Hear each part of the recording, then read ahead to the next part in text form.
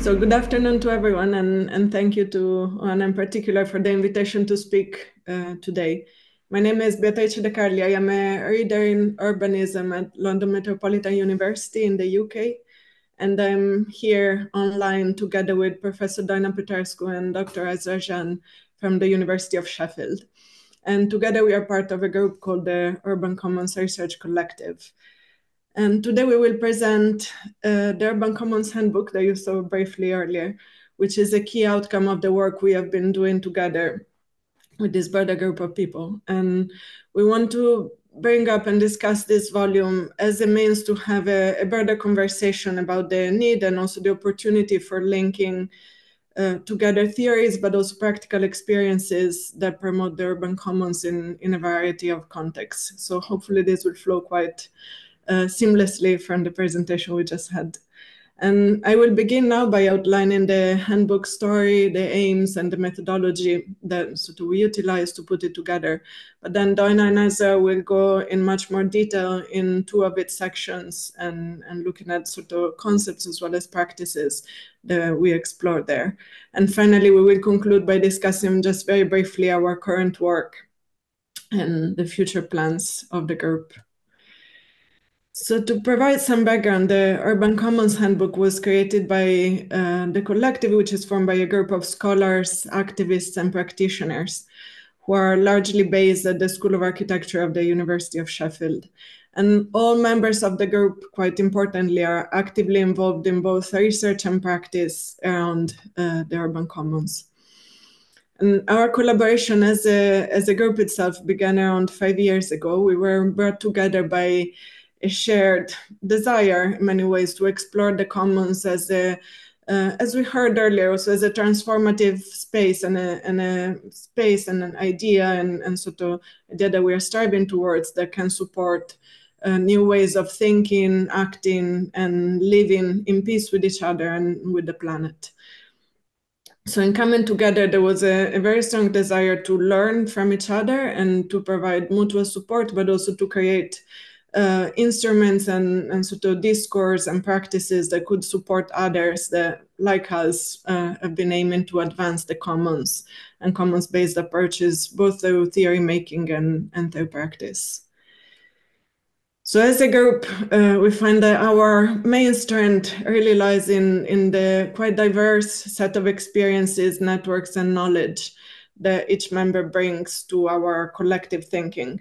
And this diagram is something we created at the time of putting together the handbook to try to summarize this idea. So the diagram is showing how each member of the collective is also a node in a wider network of relationships. And this interconnectedness between us has enabled us so far as a group to bridge between quite different experiences of the commons and bring together quite different locations and places where the commons are produced and contested. And this relational space that was described in the diagram has really shaped a lot our way of thinking together, and it has also impacted the handbook's development as a consequence. And the handbook has evolved through a number of dialogues over about 2 years of collaborative workshops, seminars, discussions, and a lot of collective writing. And these activities have allowed us to produce the book, but even more importantly, and what we keep carrying forward today, is that they allow us to establish a methodology for linking together urban common stories that are each rooted in very unique experiences, perspectives, and value systems. And we'll go back to this point later and with Esra's work and towards the end. And just to give you a glimpse of what is inside the handbook itself is structured into 7 strands, and these are quite unique in their approach to the commons, and they highlight key aspects that were important to us as we were writing and that we thought were important in allowing us to connect to broader discourses and practices. So the handbook looks at these sections of the economies, ecologies, infrastructures, knowledges, socialities, localities, and governance. And in each strand includes a short conceptual contribution that is looking more at theoretical grounding of the topic, but also a story from practice. And this was meant, again, to facilitate this dialogue between theory and actions.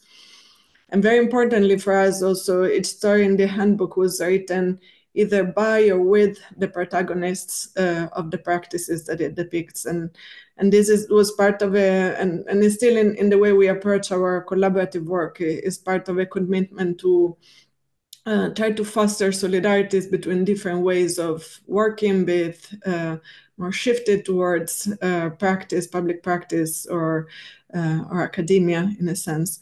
But also this was grounded, and again, it's quite important for us in a way of looking at the handbook as a tool to expand the community of scholars and practitioners that can cooperate to advance these approaches.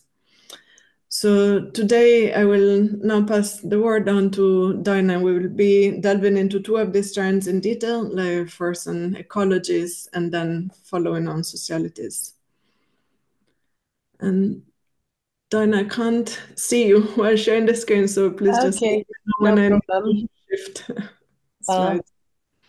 Yeah, so I think it was very clear from Christian's presentation that the current capitalist mode of production, which is based on this idea of eternal economic growth, as Greta said, is incompatible with the ecological limits of the planet, and that the ecological disaster that we are facing today is too big and too complex to be solved by the existing capitalist political economic institutions. And we know why, because they have the direct interest in keeping this growing, again, as Christian has very clearly shown.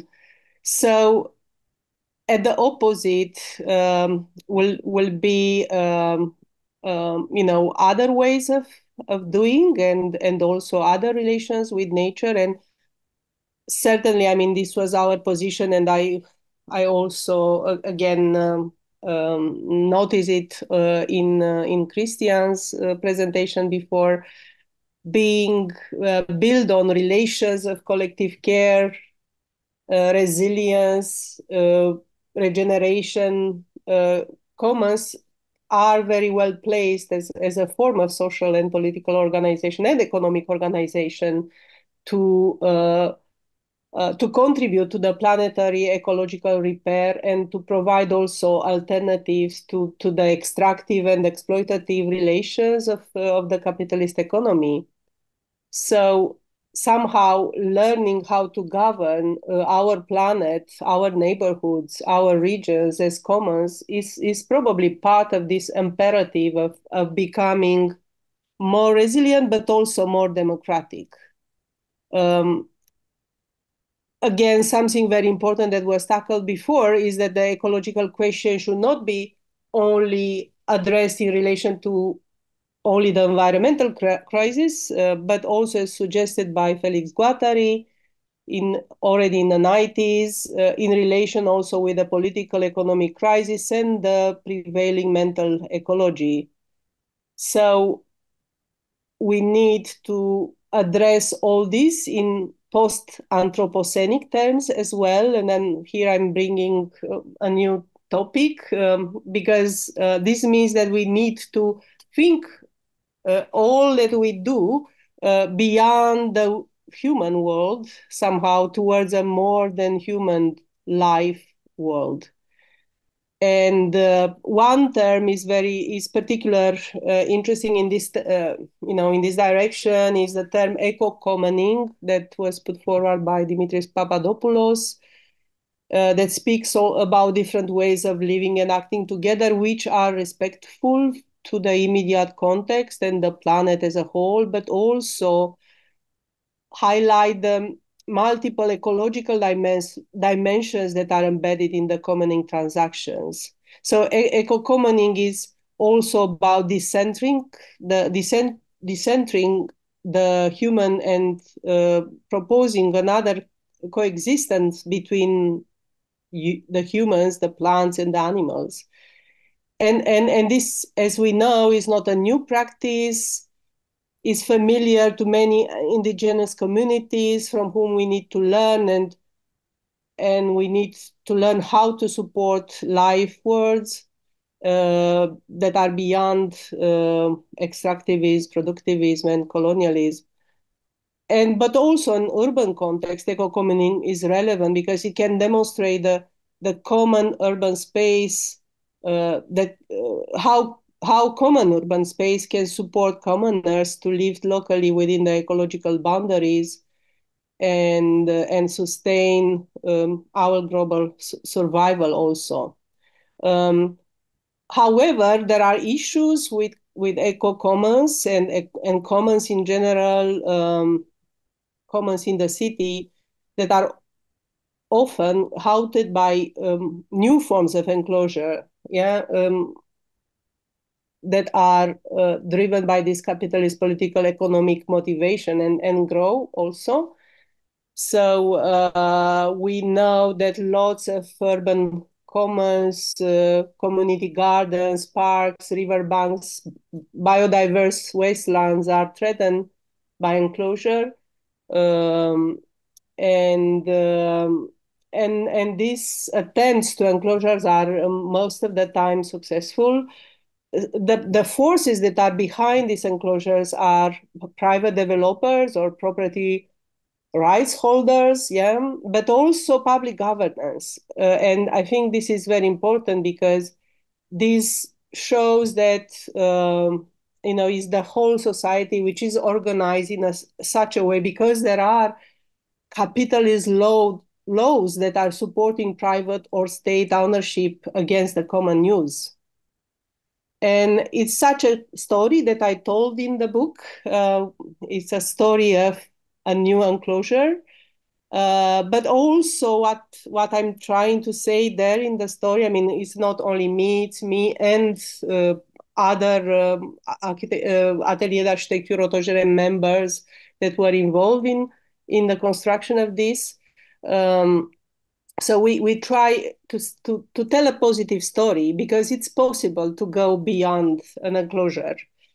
And so this is AgroCité, which is an urban, an eco-civic hub, we call it. I saw it also in your exhibition, and I was very pleased.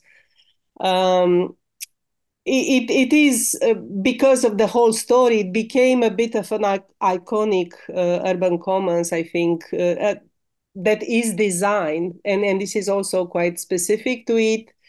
Our urban strategy is, I would say, a strategy which is put forward or conceived and implemented at the end by designers, maybe a bit different than planners. And we try to, it's based on this idea that there is a network of eco-civic hubs, which are urban commons, in fact, that are managed by inhabitants. Some of them are more important in the network, and they are also federating other existing activities, initiatives in a neighborhood, and somehow they are functioning also across locally closed circuits, and make visible somehow all these ecological, economic, and social connections between people, and the benefits of this.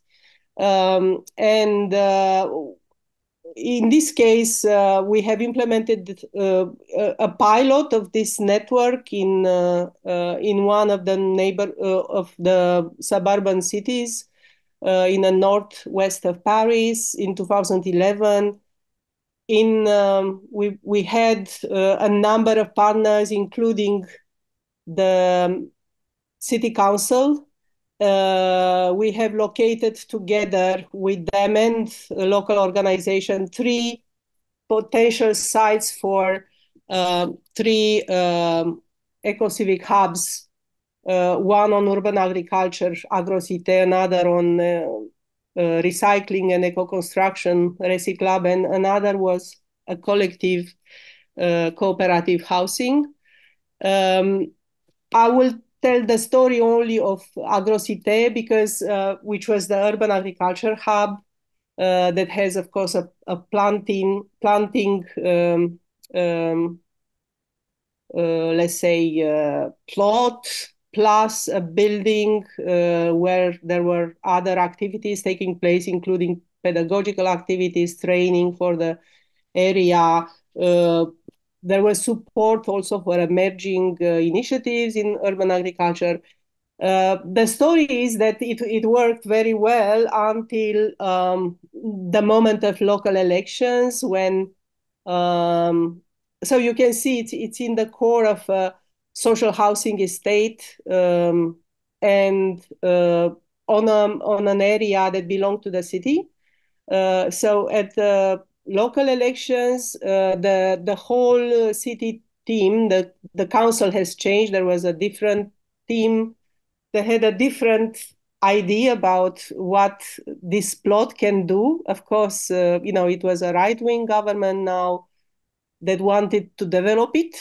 And then they have threatened us with eviction. I mean, not us, but also the whole organization that was formed around the project.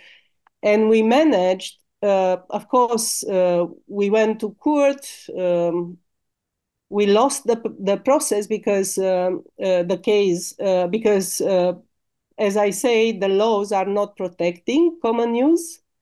But there were other municipalities that were interested in such a project. So because of the way it has been conceived and designed, we managed to dismantle it and to reinstall it in another place, which was not far from here, but in another municipality, which was a communist municipality.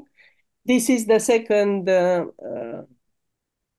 hub, which was a recyclab, a recycling and eco-construction hub installed on an underused street that was transformed in parking lots. And here again, there is this idea of reversible use of space, which is very important because it's an ecological way of building, but also a way of building that allows other usages to happen in time,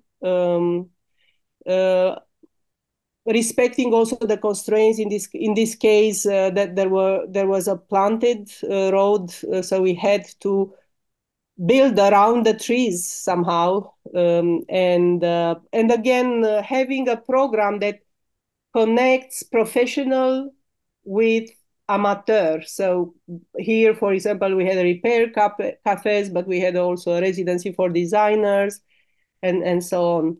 So what is important to say is that now there are 10 such hubs that have been built, and this continues, and the network grows. And instead of disappearing, for example, because of the laws, we managed to find ways, because we are designers and we can mediate and help also with. Now we have each time when we are building, we are also securing the status of common good to this building, so they are sort of sealed legally now, so they cannot be demolished anymore, and so on. So so the strategy, I think, is is even more powerful after having to face all these conflicts. I'm stopping here.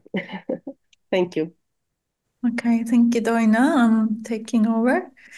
Okay, I will talk about the locality strand in the book. So locality strand focuses on values created from within and below, as we described them, to understand and engage with the ways local commons are surrounded and shaped by the broader power contestations.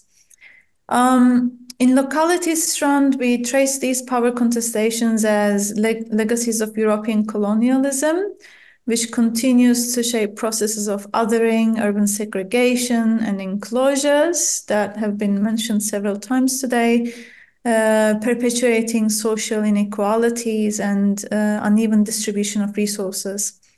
An important part of this effort was not only to look into how these inequalities are experienced, but also to look into the forms of different resiliences, to learn from and support translocal networks of solidarity, such as the ones that we could observe in Latin America, for example, with landless workers movement, where knowledge-sharing networks connected social movements across places and struggles. And we see these approaches as moments to challenge how colonial and neo-colonial practices of oppression defined places and people, and how they point to a more plural and collaborative understanding of reality, especially one that embraces many ways of being in the world and many forms of life in common. So Localities Strand investigated how urban commons provided local practices with different positionings, concepts, and methodologies in challenging the forms of enclosures shaped by such contestations. So to learn from localities, localized stories of commoning, we shared the story of Hands-on Famagusta project from Cyprus.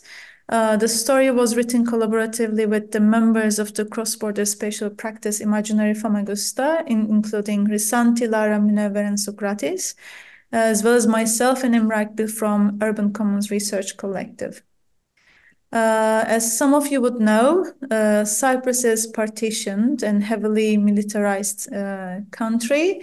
So on the next slide, you can see the partitioned map of Cyprus. So the Greek Cypriots live in and administer the southern part of the island, and Turkish Cypriots live in the northern territory, which also has a heavy presence of Turkish armed forces. This image represents all the current jurisdiction areas in Cyprus, and therefore the fragments of the island. And for my hometown, Famagusta, this means an everydayness surrounded by many military zones with enclosures bordered by fences, barrels, and walls. So these three images on the slide show on the left, for example, how the United Nations camp within the city is defined. Second image shows Varosha's fences with the empty houses, abandoned houses at the background. And the last image shows the entry sign to British sovereign base area. So Hands-on Famagusta approached the enclosures of the city as urban entities that could be challenged, both in terms of their reasons for becoming enclaves and their boundary conditions. This was a position that inherently contested the ethno-nationalist division that I just showed you, and instead proposed a reading of the city from within. And by considering the possibility of disrupting and reconnecting these parts, these fragments towards a future reunified city. So here, using urban commoning for considering futuring is also very interested and connects with Christian's presentation as well, I think. So apart from the military control of the territory, we read the city through its monofunctional areas, cultural heritage protection zones, low property security areas and migrant zones, natural elements of the city such as lakes and river delta. On the next slide, this reading led us to develop our first tool, which was a counter mapping of Famagusta, where the city is presented as multiplicity of enclosures. So all these readings actually were translated into these separate fragmented enclosures of the city. And this axonometric drawing of the city's fragmentations kind of prepared the ground to discuss the shared common concerns. And the project viewed this image of the city in need of repair to go beyond ethnic, religious, and nationalistic narratives that kind of contributed into its breakdown in terms of the separation of its communities, but also ecologies. On the next slide, this counter map became a strong visual tool to stimulate conversations between Famagustian stakeholders. So around this table are Turkish Cypriot and Greek Cypriot Famagustians, of course, with the latter forced to abandon their homes and became refugees in their own country when partition happened. So this was a very rare moment when the Famagustians across the border came together.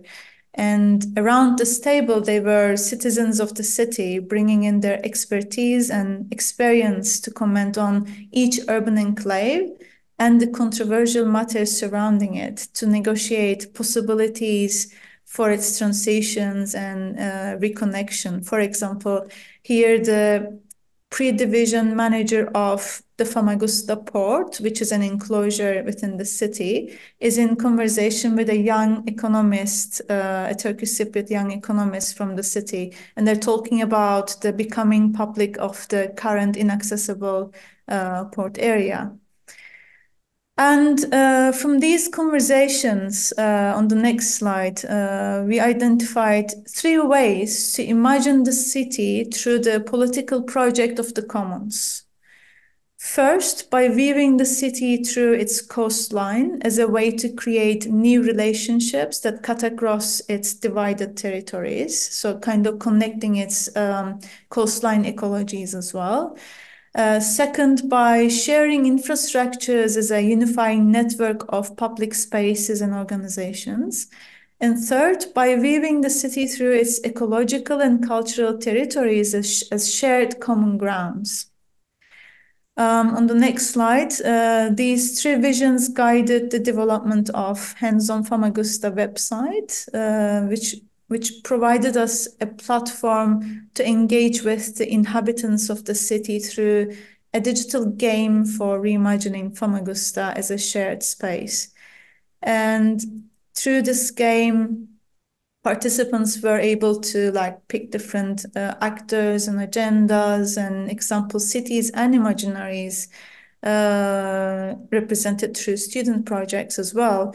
And they tested and experimented with their imagination as a form of resistance to confront the social challenges posed by war, colonialism, and violent border regimes that came with them as well. On the next slide, this is a context shaped by multiple layers of contestations grounded in the post-colonial and post-conflict conditions, where notions such as collaboration, pluralism, local autonomy, horizontality, and interdependence were all contested. So the story of Hands-on Famagusta project interrogates how advocating for commons, for urban commons, can activate such notions and networks for commoning. And for the project team, adopting urban commoning as a political and spatial future agenda for the city provided a shared vocabulary and the unifying visions of shared infrastructures or the thick public waterfront or urban commons emerging from the shared ecologies and cultural heritage were proposed as future commons of the city, but at the same time providing current support structures for the civil society to imagine this future unified city as well. Well, beyond our vision as a spatial practice, we still kept learning from civil society on the ground, who continue to produce their situated meanings and actions. And of course, their actions still help us to think about urban commons differently and from situated experiences as well. Yes, I'll hand over to Beatrice. Yeah, I'll be very, very, very short, but just to explain, we're looking ahead. What we are mainly doing now after the handbook is to continue activating this, so to this book itself as a tool for conversations. And our main goal at the moment is particularly on trying to highlight interpretations of the commons that extend beyond Western viewpoints. And this is something that connects to what Esra was saying, but also the point made earlier by Doina about looking at other worldviews and sort of connect into other traditions and cultures that sort of highlight a different relationship with the planet. So I think I'll just leave it to this so that we do have time. But there will be new work coming on translations and the commons that we are aiming to develop.